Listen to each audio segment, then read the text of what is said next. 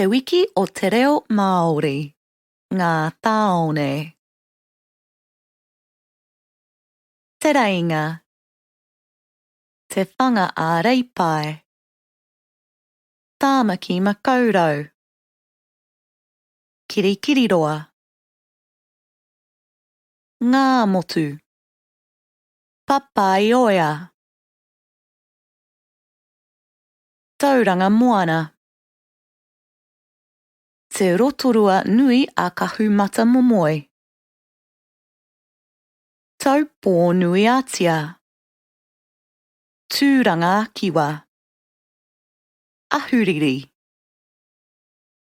Te whanganui atara.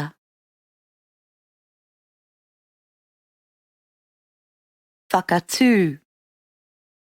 Māwhera. Te tihi o maru. Wai hōpai. Rakiura. Wai harakeke. Kai koura. O tautahi.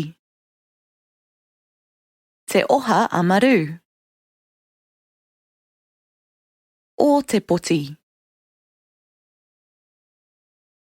Te wiki o te reo Māori. Ngā Tāone.